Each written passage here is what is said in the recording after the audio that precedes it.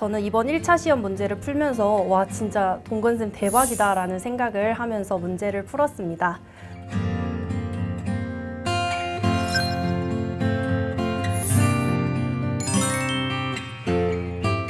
네, 안녕하세요. 2023학년도 유아임용 경기도 합격생입니다. 처음에는 일단 멍했고 그 다음 든 생각은 이제 진짜 끝났다라는 생각과 동시에 더 기뻐졌던 것 같습니다. 그리고 같이 고생하면서 2차 준비하신 스터디원 분들도 모두 합격한 걸 확인했을 때 더 기쁘고 행복했던 것 같습니다. 저는 초수 때 공부 방법을 반성하고 모든 것을 정반대로 한 것이 합격에 가장 큰 도움이 된 것 같습니다. 저는 초수 때는 예쁘게 꾸미는 것과 계획, 시간에 집착을 하고 아는 것만 반복하면서 제가 공부를 잘하고 있다고 착각을 많이 했던 것 같습니다. 그래서 재수 때는 스터디 플래너나 스톱워치를 사용하지 않았습니다. 계획과 시간에 중점을 두지 않으니까 중요한 부분과 모르는 부분을 중심으로 제대로 이해할 때까지 충분히 공부하게 되었습니다. 저는 초수 때를 반성해보면 암기력과 의지는 조금 충분히 가지고 있었지만 방대한 범위 중에서 어느 부분이 중요한지 제대로 파악하지 않고 무작정 공부를 시작했던 것 같습니다. 그래서 재수 때는 중요도를 알려주시고 적중률이 높은 이동건 선생님의 강의를 선택하게 되었습니다. 네, 첫째는 재미있고 열정 넘치는 강의입니다.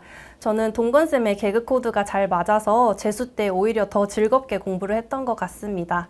그리고 또 전모 직강을 들으면서 열정이 넘치시는 동건쌤의 모습을 보고 과연 내가 지쳐도 될까라는 생각을 하면서 더 열심히 공부를 했던 것 같습니다. 둘째는 예상 문제를 분석하는 방법을 알려주시는 것입니다. 동건쌤께서는 SS부터 D까지 등급을 나눠주시는데 1년간 이런 중요도를 파악하는 방법을 습득하고 활용하면서 개인 공부를 할 때도 강약을 조절하는 공부를 하게 되었습니다. 셋째는 높은 적중률입니다.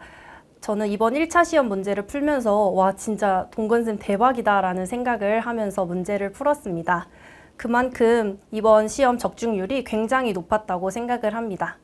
동건쌤 연팩을 들으면서 스스로 충분히 분석하고 고민하는 시간을 가진다면 무조건 합격할 수 있다고 생각합니다.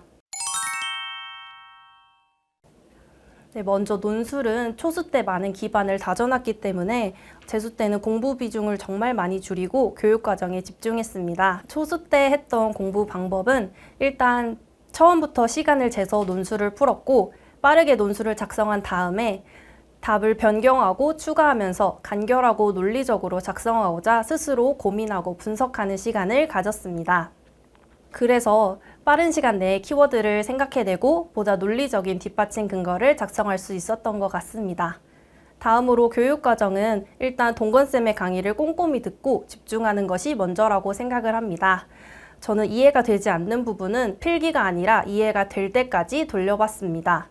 다음으로 개인 공부에서는 상반기에는 충분한 이해를 하기 위해서 문장 하나하나에 대한 이미지를 떠올릴 수 있고 다양한 예시를 만들 수 있을 때까지 다음 문장으로 넘어가지 않았습니다. 다음으로 진도별 모의고사 때는 개론 하나, 강론 한두 개 정도의 기본서를 회독하는 기본 공부 이외에 하루에 진모를 10문제로 한정하고 최대 2시간 정도 고민하면서 문제를 풀었습니다. 그 범위만 암기한 후에 최대 2시간 정도 고민하면서 문제를 풀었습니다.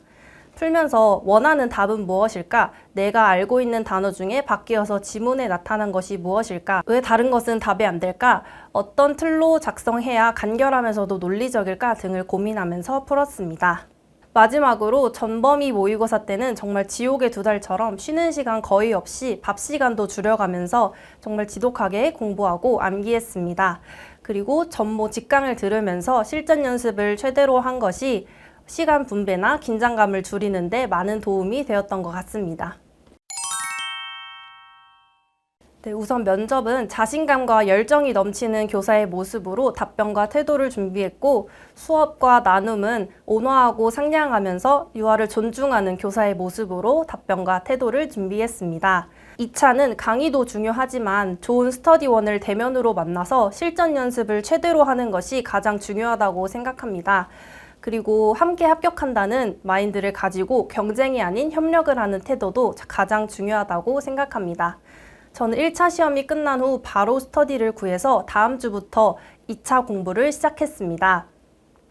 주 3회 면접 수업 나눔 한 세트를 돌렸고 함께 시책을 정리한 후에 중요한 부분을 공유했습니다. 스터디 이외의 날에는 시책 관련 문제를 만든 후에 답변을 공유하고 보이스톡으로 각자의 답변을 말해보는 연습 시간을 가졌습니다.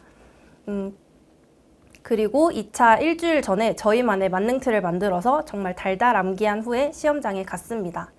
마지막으로 개인 공부에서는 유튜브로 시사나 중등교사분들 만능틀 영상 그리고 EBS 미래교육 플러스 영상을 무한 반복해서 보면서 주제별로 암기하는 시간을 가졌습니다.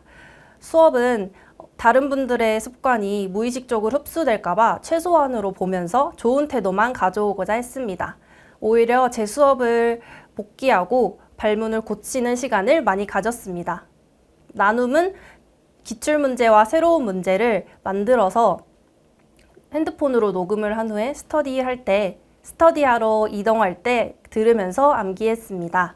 2차는 기간이 정말 짧지만 자기성장 속에서부터 수업 나눔까지 준비해야 될 것이 너무 많아서 정말 힘든 기간이 될 수 있습니다. 하지만 이때 스터디원들과 함께 최종 합격한다는 마인드를 가지고 서로 응원하고 모든 자료를 공유하고 함께 합격하고자 노력했던 것이 합격에 가장 큰 도움이 되었던 것 같습니다. 네, 저는 이번엔 나다. 아무리 자리가 없어져도 내 자리는 있다. 지금 공부만 잘하면 된다. 라는 생각을 끊임없이 했던 것 같습니다. 그리고 2차 시험이 끝날 때까지도 1차 경쟁률을 확인하지 않고 묵묵하게 공부했던 것이 합격에 가장 큰 도움이 되었던 것 같습니다. 네, 동건쌤 정말 질 높은 강의와 수험생을 위한 열정 덕분에 제가 1차 점수가 20점 넘게 오르고 경기도 8등으로 합격할 수 있게 되었습니다. 동건쌤께 강의로 받은 정말 큰 도움을 보답하는 교사가 되고 싶습니다. 정말 감사했습니다. 네, 저는 재수를 시작함과 동시에 삼수는 없다. 이번이 끝이다. 진짜 더 이상은 안 할 거다. 라는 말을 주변 사람들한테 다 말하고 다녔고 정말 입에 달고 살았습니다. 그만큼 그 말에 후회하지 않도록 정말 독하게 공부했습니다. 여러분들도 이번이 정말 마지막이다 라고 생각하시고 후회 없는 수험 생활을 보내셨으면 좋겠습니다. 그러면 꼭 이번엔 여러분 차례가 될 거예요.